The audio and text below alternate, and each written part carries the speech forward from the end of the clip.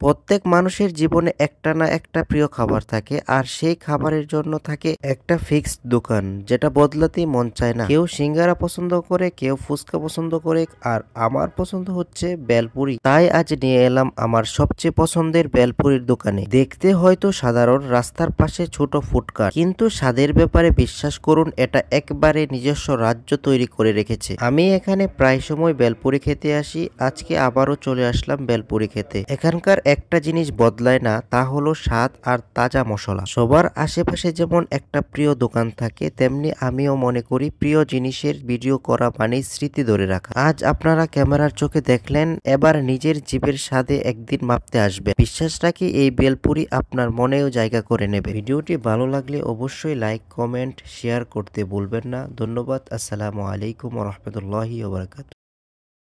প্রত্যেক মানুষের জীবনে একটা না একটা প্রিয় খাবার থাকে আর সেই খাবারের জন্য থাকে একটা ফিক্সড দোকান যেটা বদলাতেই মন চায় না। কেউ সিঙ্গারা পছন্দ করে, কেউ ফুচকা পছন্দ করে, আর আমার পছন্দ হচ্ছে বেলপুরি। তাই আজ নিয়ে এলাম আমার সবচেয়ে পছন্দের বেলপুরির দোকানে। দেখতে হয়তো সাধারণ রাস্তার পাশে ছোট ফুডকার্ট, কিন্তু স্বাদের ব্যাপারে বিশ্বাস করুন, এটা একবারে নিজস্ব রাজ্য তৈরি করে রেখেছে। আমি এখানে প্রায় সময় বেলপুরি খেতে আসি, আজকে আবারও চলে আসলাম বেলপুরি খেতে। এখানকার একটা জিনিস বদলায় না, তা হলো স্বাদ আর তাজা মশলা। সবার আশেপাশে যেমন একটা প্রিয় দোকান থাকে, তেমনি আমিও মনে করি প্রিয় জিনিসের ভিডিও করা মানে স্মৃতি ধরে রাখা। আজ আপনারা ক্যামেরার চোখে দেখলেন, এবার নিজের জিভের স্বাদে একদিন মাপতে আসবে। বিশ্বাস রাখি এই বেলপুরি আপনার মনেও জায়গা করে নেবে। ভিডিওটি ভালো লাগলে অবশ্যই লাইক, কমেন্ট, শেয়ার করতে ভুলবেন না। ধন্যবাদ। আসসালামু আলাইকুম ওয়া রাহমাতুল্লাহি ওয়া বারাকাতুহু।